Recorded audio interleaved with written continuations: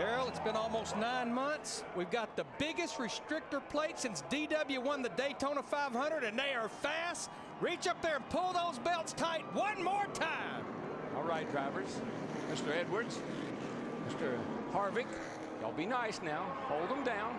Hold them down. Wait on the flagman. Wait on the flagman. Get ready. Get ready. Boogity, boogity, boogity. Let's go racing in 2010, boys.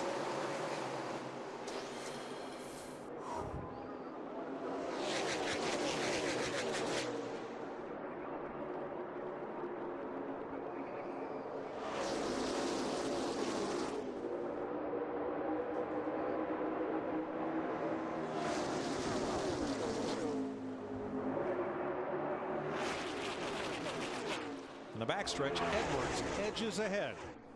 And if these cars look fast, folks, they are. These babies will be hitting 193, 195 mile an hour in a tight draft.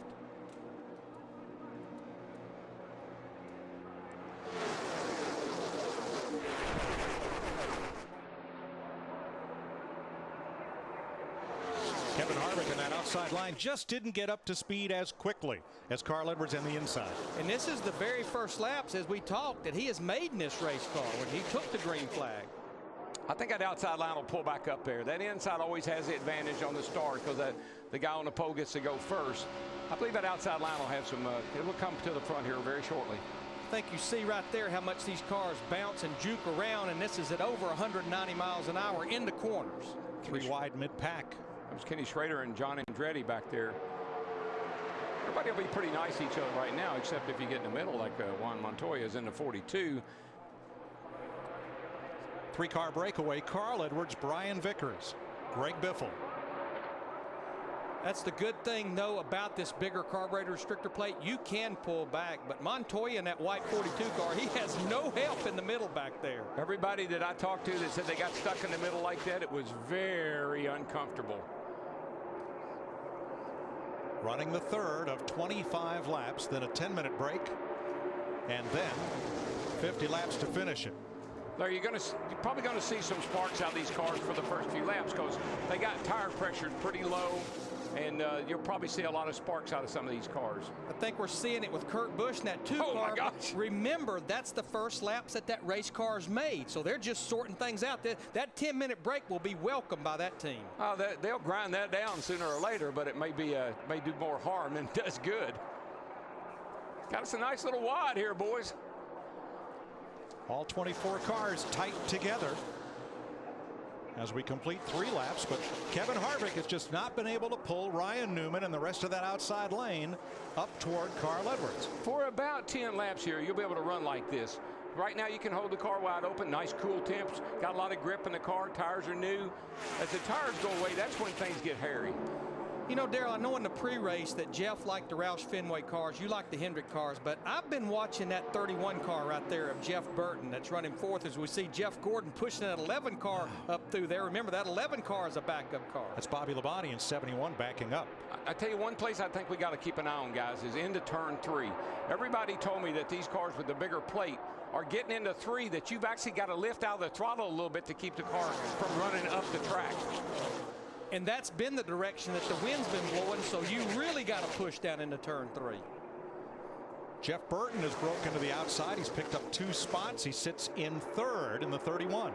And that's the car that I was talking about. That car was driving for him good the other night in that practice session. Really was handling well, Larry. You're right. In the number 1, last year's runner-up, Jamie McMurray. He's worked the outside as you watch Biffle, Earnhardt Jr., and Smoke, Tony Stewart. McMurray goes back to the outside. I think he didn't go to the outside, Mike. He just slid up there. He couldn't keep it on the bottom. It's going to open the door for Burton maybe, or for Harvick maybe. He's down there now. I've been watching this 14 car. These cars, they have a fin down the left side the back window, and it almost looks like that there's something loose there or there's something on it. You see it right there, Tony Stewart, the 14. The side window's not loose, is it, Larry? I don't think it's a side window, but there's something back there flapping in that seat post area. Up front, Jeff Burton has taken the chase to Carl Edwards. He's brought the 1 of Jamie McMurray with him.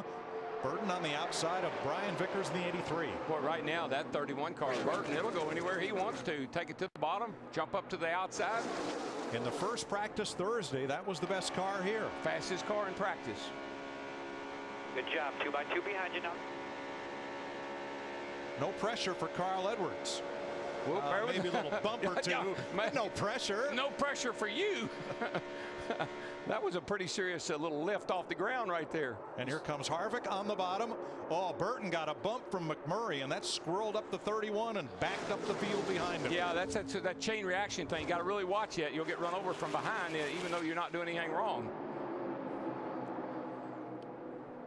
This is the kind of racing that I thought we would probably see with this bigger plate, this new aero package, different shocks, a lot of things different on these cars this year that have really made them stick together and look like they're going to have a great race.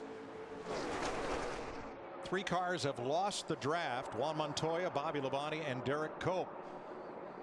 So there's 21 of them lined up, from Carl Edwards back to Kyle Busch. You know, Darrell, when I see Kevin Harvick in that 29 car, you talk to him under the pace laps. That's something they do a great job. They might not have a fast car, but they have a good driving car, and he's the defending champion of this Budweiser Well, and Shootout. just think about it. Last year he won this race. We didn't even talk about him. He just all of a sudden came out of nowhere. Literally on the last lap. Teammates at Roush Fenway Racing, Greg Biffle and Carl Edwards, the 2 Fords side by side for the lead. Well, you know, Jack Krause was the owner of those 2 cars on our trackside show last night. He said, DW, they've got the new R9 engine in these cars down here for these preliminary events. He felt like they had made a lot of progress. The restrictor plate program was pretty strong. Behind Edwards, Kevin Harvick, who last year started 27th and led only 1 lap, the last one. Tell you another car that's becoming a player, started pretty deep in the field, is that 48 car, Jimmy Johnson. He started 16th, and he's up there already in the top 5 in the 8 laps we've run. To steal one of your favorite phrases, he just quietly works his way up there. Well, and I'll tell you, somebody else that quietly followed him was Casey Kane in that 9. He started back in the 19th spot. We're riding with Jimmy Johnson here, who's in 4th. There is Kane, whose Budweiser car is a Ford this year. I really think that if they can have some reliability and not have a bunch of bad luck, that 9 car could be a big player this year.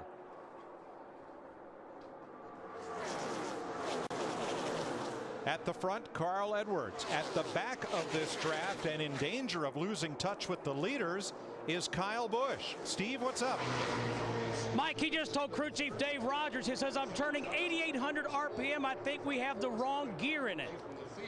And you have a choice of the gear ratio in the rear end. You can run a 364 or 370. It almost sounds like they went with that lower gear, and in the draft it's just turning too many RPM. I know what all the crew chiefs in the past would have told me. We can't do anything about that right now, so just go on up there and do the best you can. And they can't even do anything about that at the 10-minute break. That's right. 10 laps complete when they come to the stripe. 15 to go before the 10-minute break. And 6 cars now have broken away from the pack, led by Carl Edwards, who went winless last season after a great 08. Can Carl do it again in 2010?